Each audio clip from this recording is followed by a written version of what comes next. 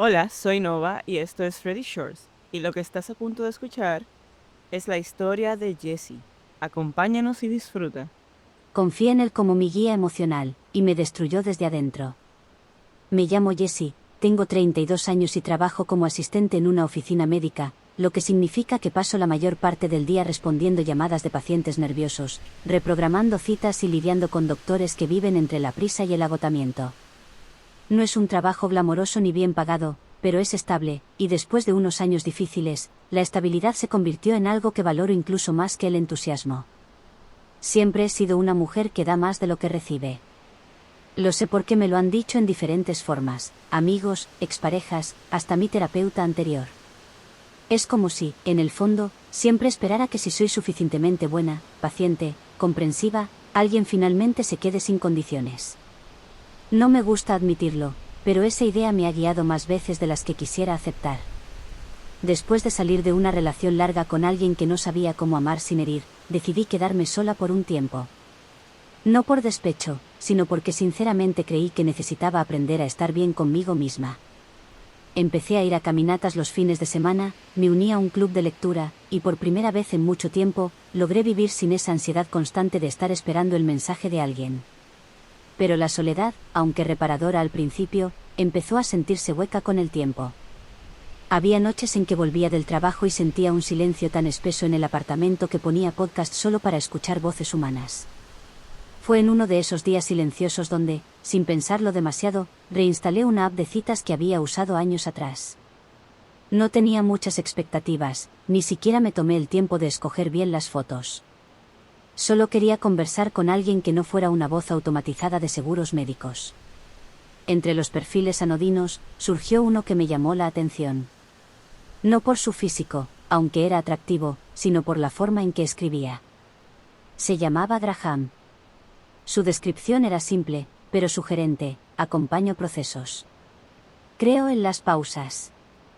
Me interesan las historias no contadas. Me pareció enigmático sin sonar pretencioso, y eso ya era mucho en ese universo de frases recicladas. Intercambiamos mensajes durante varios días. Él no preguntó de inmediato a qué me dedicaba ni lanzó elogios genéricos. Me preguntó qué libros me habían marcado, si escribía, si alguna vez me había sentido más conectada con el dolor que con la alegría. Respondía con reflexiones largas, a veces citaba autores que yo no conocía, pero en lugar de hacerme sentir menos, me daban ganas de leerlos. Cuando le pregunté a qué se dedicaba, dijo que era terapeuta emocional, con una práctica más alternativa que clínica. Eso, al principio, me sonó raro. Pero mientras hablábamos, se iba sintiendo lógico. Tenía un estilo de hablar pausado, como si cada palabra estuviera elegida para no lastimar. No recuerdo en qué momento empecé a compartir con él cosas que nunca había contado tan fácilmente, lo que me dolió de mi infancia, lo que nunca superé de mi última relación, los momentos en los que me sentí invisible sin saber por qué. Nuestra primera cita fue en una casa de té que él eligió. Me sorprendió que no fuera un bar o restaurante, sino un lugar tranquilo, con sillas cómodas y luces bajas. Me preguntó si me sentía segura allí, si la mesa era cómoda, si prefería cambiar de sitio. Esos gestos me descolocaron porque no estaba acostumbrada a que alguien preguntara cómo me sentía antes de hablar de sí mismo. Durante esa cita, no hubo coqueteos evidentes ni acercamientos físicos. Fue más como una sesión privada de algo entre conversación y contención. Yo hablaba, y él respondía con frases suaves como: «Eso tiene mucho peso, Jessie», o «Me alegra que pongas eso en palabras». Me fui de ahí con la sensación de haber llorado sin haber derramado una sola lágrima. Con el tiempo, Graham empezó a ocupar espacio en mi rutina de una manera que me pareció natural. No era demandante, pero estaba presente. Me enviaba textos con lecturas para que explorara, fragmentos de libros subrayados, reflexiones de su día. Empezó a llamarme compañera de tránsito emocional, un término que me parecía cursi, pero al que le tomé cariño.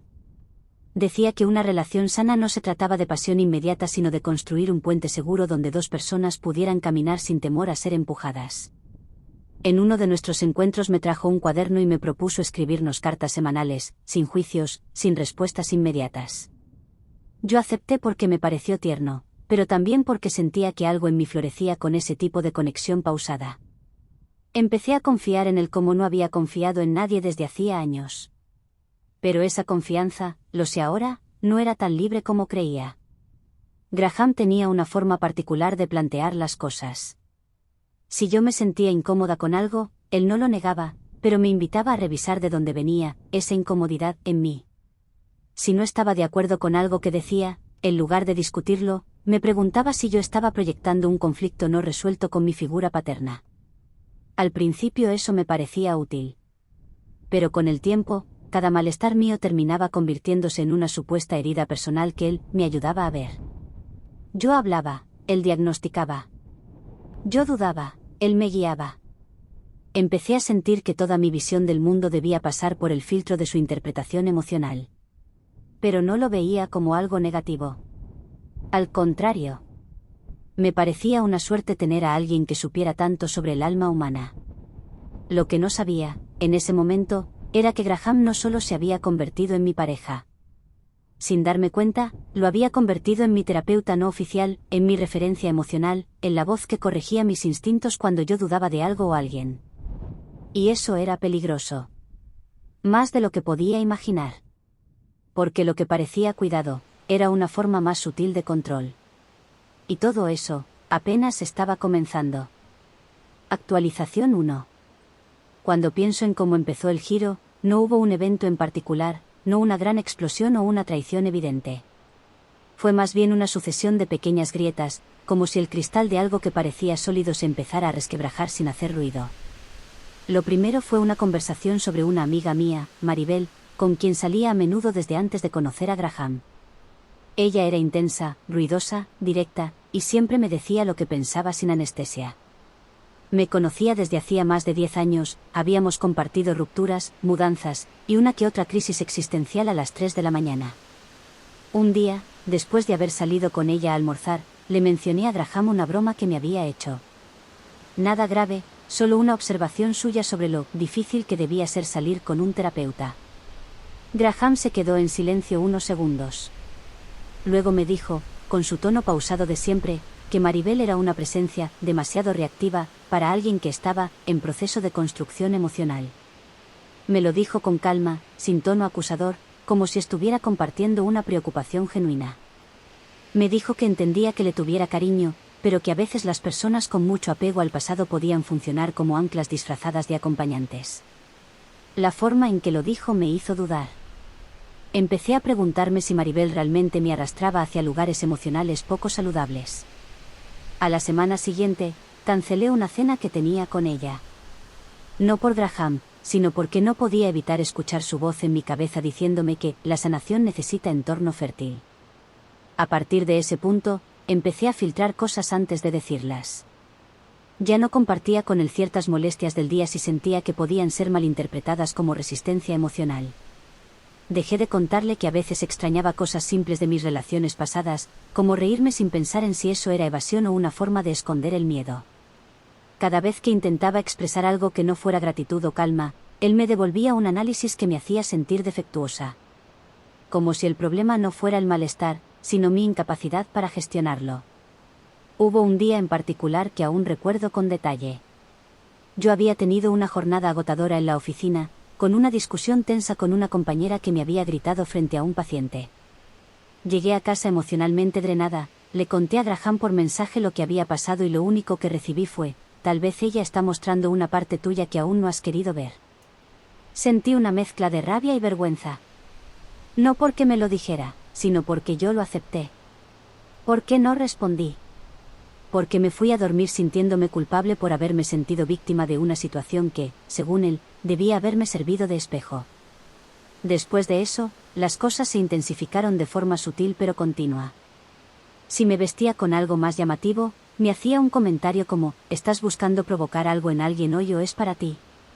Si me reía mucho con alguien más, me preguntaba si eso era una forma de escapar de la incomodidad de intimar con él. Si no quería tener sexo, me decía que tal vez el cuerpo estaba rechazando un vínculo por miedo, y que lo habláramos desde ahí. Al principio me sentía vista.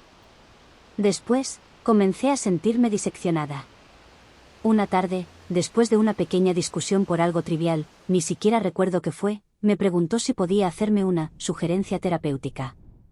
Cometí el error de decirle que sí. Me pidió que me sentara frente al espejo durante 5 minutos, mirándome a los ojos, sin hablar. Para que puedas observar cuántas capas de máscara llevas puestas cuando estás en conflicto, me dijo. Lo hice. Me sentí ridícula. Pero también derrotada, porque estaba empezando a dudar de todo lo que era. De cómo hablaba, cómo reaccionaba, cómo vestía, cómo deseaba. Él no me insultaba, no me gritaba, no me empujaba. Pero yo me sentía cada vez más pequeña, más insegura, más dependiente de su mirada para saber si estaba haciendo bien las cosas. Empecé a tener dolores de cabeza constantes. Me costaba dormir. Me despertaba en medio de la noche con una sensación de ansiedad que no sabía nombrar. Durante el día, le escribía mensajes buscando validación, preguntándole si estaba molesta por algo, si todo estaba bien entre nosotros. Y si él se tomaba mucho en responder, empezaba a revisar cada conversación para ver si había dicho algo mal. Graham nunca se mostró molesto por mi ansiedad. Pero tampoco la calmaba. Solo la analizaba. Me decía que estaba tocando capas profundas de miedo y que eso era parte del proceso de desnudar el alma. Fue entonces cuando decidí buscar referencias suyas, no porque sospechara de algo grave, sino porque una parte de mí quería asegurarse de que no estaba exagerando. Busqué su nombre en Internet, pero no encontré ningún sitio profesional. No había perfiles de LinkedIn, ni reseñas de clientes, ni menciones en foros de bienestar. Solo un par de frases en blogs oscuros y una cuenta de Instagram con citas filosóficas donde no aparecía su rostro. Le pregunté si tenía licencia de terapia, no de forma frontal, sino con cuidado, diciendo que una amiga me había preguntado si podía recomendarle su servicio. Me dijo que no trabajaba con personas derivadas porque su método requería un vínculo emocional previo. Que lo suyo no era clínico, era energético. Ahí me di cuenta de que no podía recomendarlo a nadie, ni siquiera a mí misma. No dije nada, pero algo en mí empezó a cambiar. Como si mi cuerpo hubiera entendido algo que mi mente aún no quería aceptar. Y fue ahí cuando ocurrió lo inesperado. Una mujer me escribió por Instagram. Y lo que me dijo, me obligó a ver todo desde otro lugar. Actualización 2. La mujer que me escribió se llamaba Naomi. Su mensaje era directo, sin adornos. No sé si sigue saliendo con Graham Halliday, pero si es así, necesito advertirte. No te conozco, no tengo intención de herirte ni de armar drama. Solo quiero que sepas quién es él. Me tomó varios minutos responder. Le pregunté qué había pasado entre ellos, esperando una historia de ruptura mal cerrada, de celos, de resentimientos, cualquier cosa que me permitiera desestimar su mensaje. Pero lo que recibí fue otra cosa. Naomi me contó que había conocido a Graham casi 2 años antes, también a través de una app de citas. Me describió exactamente el mismo patrón, mensajes intensos y reflexivos, largas conversaciones sobre trauma emocional, una relación construida sobre una base de acompañamiento consciente, que con el tiempo se fue volviendo asfixiante, aunque sin levantar nunca banderas rojas obvias. Me dijo que él nunca se mostró agresivo ni celoso, que jamás le levantó la voz, pero que lentamente la fue aislando de sus amistades, haciéndola sentir que todo lo que pensaba, sentía o deseaba debía pasar primero por el filtro de su interpretación emocional. Cada crisis que ella tenía era convertida por él en una supuesta lección espiritual. Cada duda que planteaba, en un síntoma de su resistencia al proceso de evolución. Era como si me estuviera leyendo mi propio diario, pero narrado por otra persona. En un momento del mensaje, Naomi dijo algo que me hizo estremecer. Llegué a pensar que era yo quien estaba mal. Que estaba demasiado dañada para ser amada de manera sana. Él nunca me lo dijo así, pero me lo hizo sentir cada día. Y lo peor es que cuando por fin me quebré, desapareció. La palabra desapareció me encendió una alarma. Graham no era un hombre fácil de leer, pero siempre se había mostrado constante, incluso cuando teníamos diferencias. Le pregunté a Naomi si él había tenido alguna licencia profesional como terapeuta. Me dijo que en su momento también se lo preguntó, y que él le dio una respuesta muy similar a la que me había dado a mí, que su método no era tradicional, que lo suyo no se basaba en títulos, sino en dones intuitivos y estudios alternativos, que no necesitaban validación académica. También me contó que había encontrado al menos otras 2 mujeres a quienes él había conocido con el mismo enfoque, aunque no todas habían querido hablar de ello en público. Algunas estaban demasiado avergonzadas. Cuando colgamos la llamada, me temblaban las manos. Sentí una furia difícil de describir. Una mezcla de vergüenza, desilusión y rabia contra mí misma por haber caído en una historia tan perfectamente tejida. No porque fuera ingenua, sino porque Graham sabía exactamente cómo hablarle a mujeres como yo, mujeres que ya habían estado rotas, que se estaban reconstruyendo, que estaban en medio de procesos personales intensos y buscaban a alguien que no las juzgara, sino que las guiara.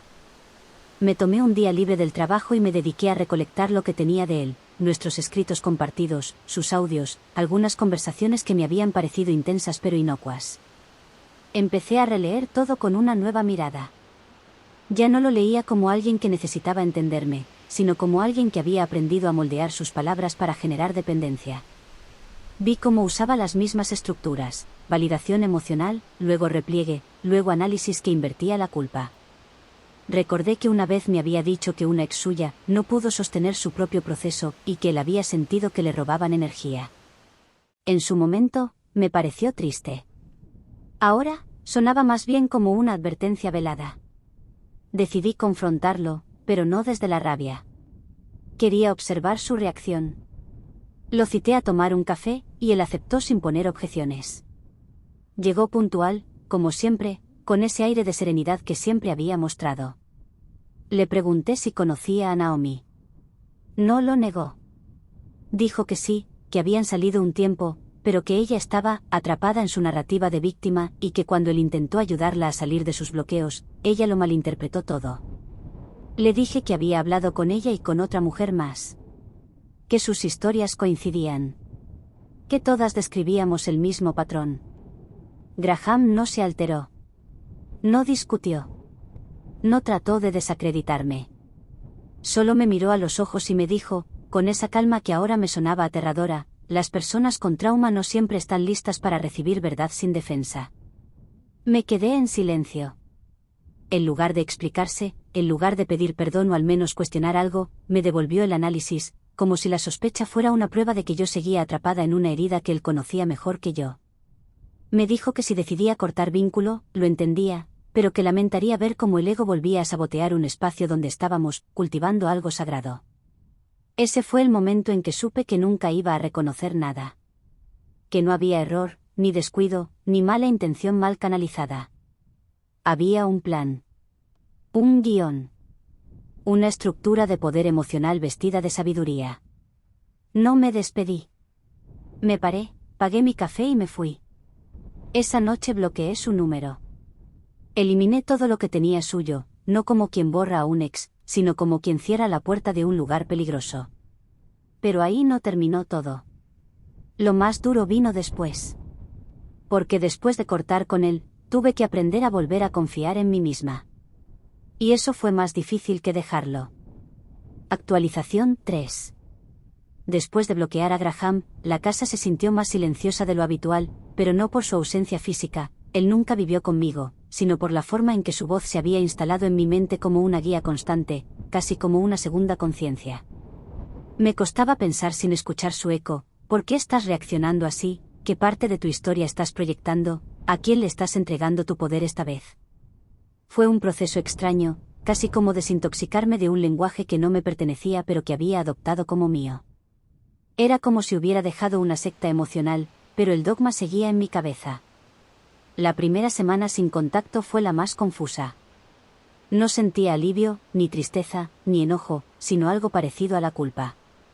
Culpa por haber dudado, culpa por haber creído, culpa por no haberlo visto antes.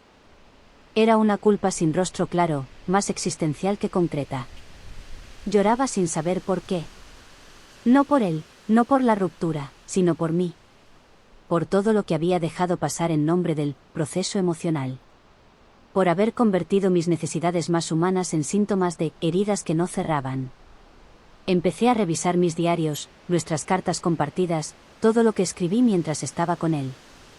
Descubrí una versión de mí misma que caminaba de puntillas por su propia vida, temiendo incomodar, vigilando cada emoción. En cada página había una mujer que se esforzaba por ser mejor, sin darse cuenta de que esa mejora constante era un espejo colocado por alguien más. Fue entonces cuando decidí volver a terapia. Con una profesional real. No quería hablar de Graham todavía. No al principio. Solo quería entender por qué había abierto la puerta con tanta facilidad a alguien como él. La terapeuta me escuchó con paciencia. Me dijo algo que me dejó pensando durante días. Cuando alguien nos valida tan profundamente, tan rápido, no siempre es amor. A veces es manipulación disfrazada de intimidad. Me costó tragarme esa frase. Porque una parte de mí aún quería creer que algo de lo vivido había sido verdadero. Que por lo menos hubo un momento auténtico. Pero no se trataba de si él mintió en cada palabra. Se trataba de que utilizó lo verdadero para penetrar más hondo. Para quedarse ahí. Y luego dominar el espacio. Pasaron los meses. Lentamente empecé a recuperar cosas que había perdido sin darme cuenta, mi risa sin análisis, mi forma de hablar sin corregirme en tiempo real, la confianza en mi intuición. Volví a ver a Maribel. Le pedí perdón por haberme alejado. Ella no necesitaba explicaciones, pero me abrazó largo, como solo alguien que te ha visto caer y levantarte muchas veces sabe hacerlo. Me escuchó llorar sin interrumpirme. No me ofreció interpretación, ni lecciones, ni caminos alternativos. Solo me ofreció presencia.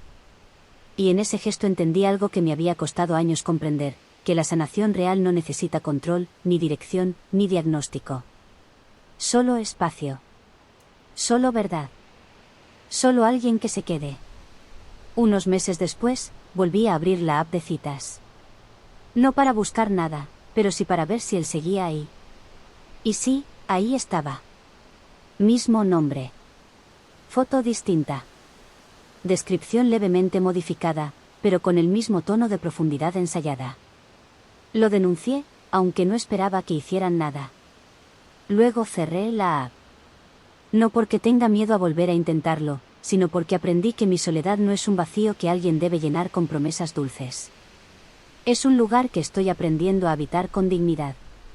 A veces me encuentro con mujeres en redes que han vivido cosas similares. Algunas tienen miedo de contarlo, porque cuando el abuso no deja marcas físicas, parece que nadie lo toma en serio. Pero yo lo cuento.